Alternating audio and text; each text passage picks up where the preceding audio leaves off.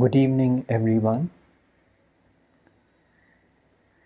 Some thoughts on humility arose, which I would like to share with you.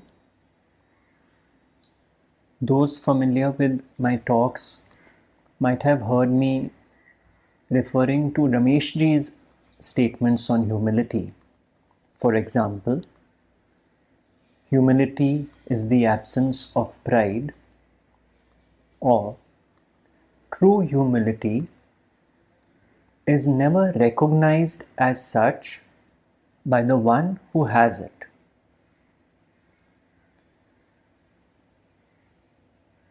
What this means is that being humble is not a doing. One cannot do anything to be humble. It becomes one's nature.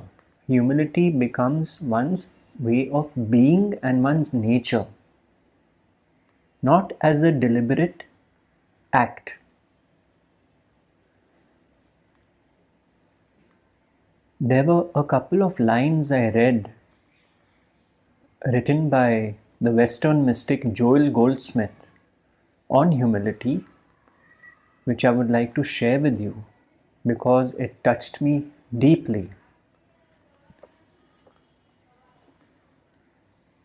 He says,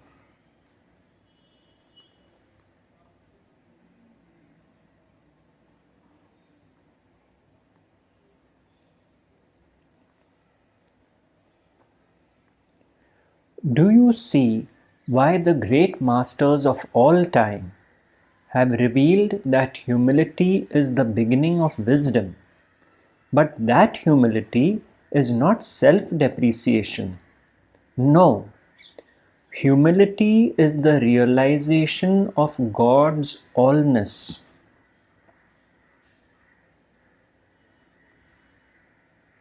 These last words, humility is the realization of God's all-ness.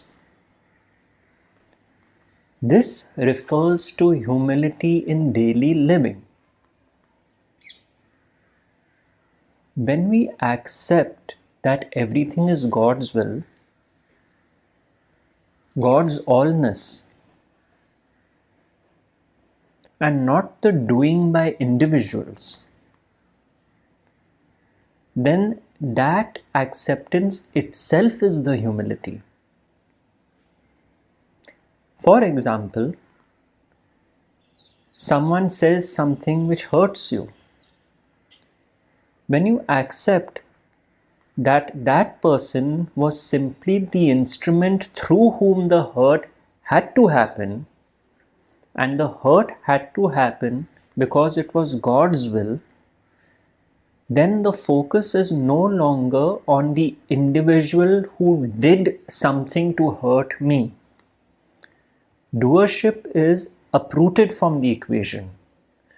Therefore, as Joel Goldsmith says, humility is the realization of God's all-ness, which means this hurt too is part of God's all-ness.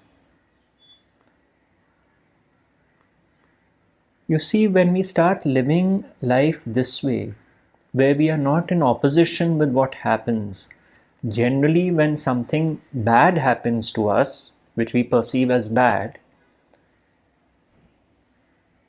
we are in opposition to it. We resist it. That is our human nature. But despite that resistance, if we accept that this too had to happen, this too had to happen as part of God's allness, then that opposition breaks down. We rise above the polarities of good and bad.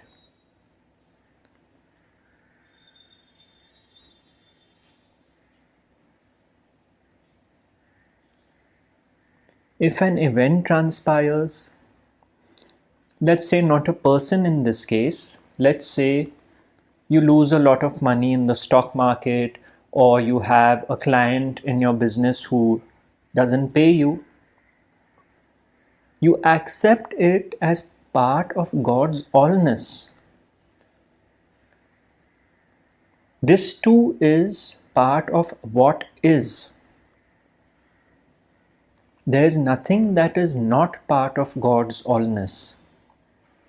So while you might take the necessary steps to either reallocate your stock portfolio or file a case maybe against a client who has not paid you, and so on and so forth, that opposition to the situation is not deep-rooted,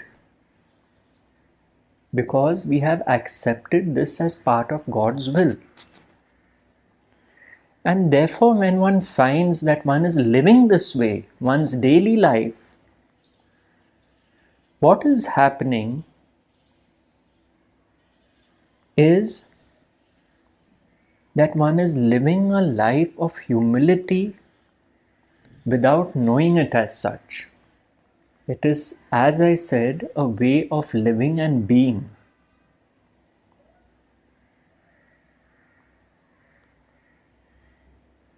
One doesn't even know that one is being humble by viewing life this way as part of God's allness.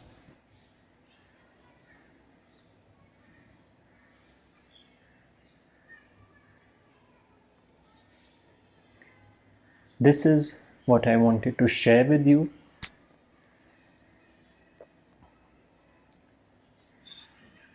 And I hope it's given you some insights on humility, a very important word in the teaching of Advaita, many times misunderstood.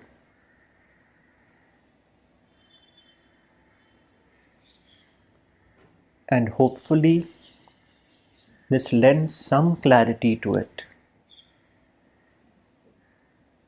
Thank you.